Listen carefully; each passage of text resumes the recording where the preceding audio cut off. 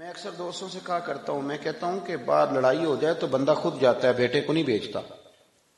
اور بچی جہاں رہتی ہے، پلتی ہے، جوان ہوتی ہے، وہ بچی وہاں بھی رات کو دکان پہ ماچس لینے نہیں جاتی. باپ اور بچوں بڑی مشکل ہو جاتی ہے کہ بیٹی گئی تھی اور رات کو گئی تھی.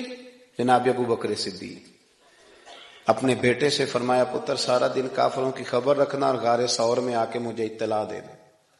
خادم سے کہا کہ بکریاں دور دور چلانا، پر جب شام ہو تو غار کے قریب لانا، میرے نبی پاک کو تازہ دودھ ملنا چاہیے. او یارو، غار ثور پہ آج بھی رستہ کوئی نہیں. آج بھی حاجی سویرے سویرے جاتے ہیں، بڑی مشکل سے چڑھتے ہیں. رستہ بن گیا، 1450 سال بیت گئے.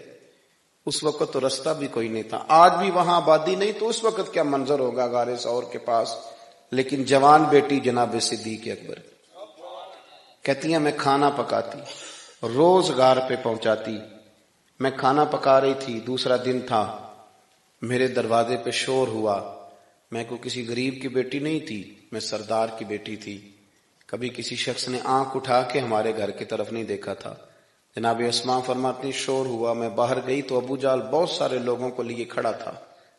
کہاں گئے تیرے والد حضور کو لے کے؟ جناب اسماء کہتی ہے، میں دوراہے پہ کھڑی ہو گئی. اگر کہتی ہوں مجھے پتا ہے تو میری وفا اجازت نہیں دیتی، اور اگر کہتی ہوں مجھے نہیں پتا تو میں صدیق کی بیٹی ہوں، جھوٹ کیسے بولوں؟ حضور کی شریعت اجازت نہیں دیتی. اس نے پھر پوچھا، بتاتی کیوں نہیں، کہاں گئے؟ کہتی ہیں، میں نے ہمتیں سمیٹنی شروع کی. اور جب اس نے تیسری دفعہ پوچھا، نا اسماء بتا وہ کہاں ہیں؟ جناب اسماء کہتی ہیں، پھر میں نے ساری ہمت جمع کی. میں نے کہا، میں شریعت بھی بچاؤں گی اور محبت بھی بچاؤں گی، میں سارا کچھ بچاؤں گی.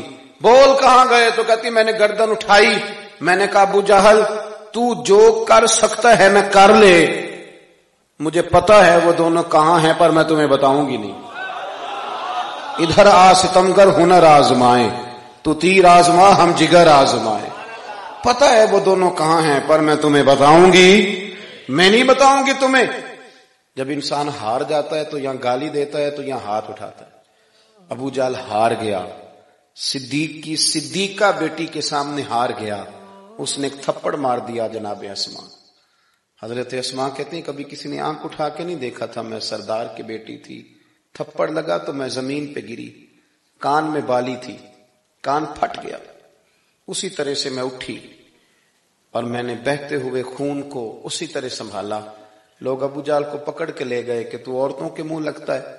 جناب اسماء کہتی ہیں، میں نے بہتے خون میں کھانا پکایا، چادر سے اپنا چہرہ لپیٹا، اور جب رات ذرا اور گہری ہو گئی تو پھر میں غار ثور پہ گئی. کھانا رکھا، دیا جو جلا نہ تو حضرت صدیق اکبر، آپ کو پتہ ہے کہ بیٹی تو سی بھی کرے تو ابا سو نہیں پاتا. تو حضرت صدیق اکبر کہنے لگے، اسماء پتر یہ کیا ہوا؟ میں نے کہا، کچھ نہیں ابا جی، آپ کھانا کھائیں. نہیں بیٹے بتاؤ کیا بات، منہ کیوں لپیٹا ہے؟ کچھ نہیں، آپ کھانا کھائیں. کہتے ہیں جب تشویش دیکھی جناب صدیق اکبر کی تو اللہ کے رسول صلی اللہ علیہ وسلم نے فرمایا، اسماء بتاتی کیوں نہیں بیٹے، کیا ہوا؟ جناب اسماء کہتی ہیں، میں نے نا چہرے سے کپڑا ہٹایا تو خون پھر بہنے لگا، اور جب خون بہا تو میں رو پڑی. والد گھر نہیں تھے نا تو کسی نے مارا تھا. ماں بچوں کو مارے تو رات والد آئے تو بچوں کی دلچسپی ہو تو رو پڑتے ہیں، ابا ہمیں مارا ہے. تو والد موجود نہ تھے اور کسی نے مارا تو جناب اسماء روئی، عرض کرنے لگی، یا رسول اللہ وہ میرے گھر آیا تھا، اس نے میرے منہ پہ تماچا مارا، اور حضور میں بولی نہیں، پتہ نہیں بتایا. حضرت صدیق اکبر کی ہچکیاں بن گئی اور اپنے آنسو نہ چھپانے لگے، پیچھے پیچھے کرنے لگے. میرے کریم رسول نے دونوں ہاتھ دعا کے لیے اٹھائے اور کیا دعا دی، کمال ہو گیا. حضور فرمانے لگے، اے اللہ تو ابو بکر اور اس کے خاندان کی وفائیں دیکھ رہا ہے نا؟ کہا، اے اللہ میں ابو بکر سے راضی ہوں، تو بھی اس سے راضی ہو. میں راضی ہوں صدیق اکبر سے، تو بھی. یارو سارا خاندان لگا دیا، سارا خاندان، اتنی دلچسپیاں، اتنی وفائیں، اتنا پیار.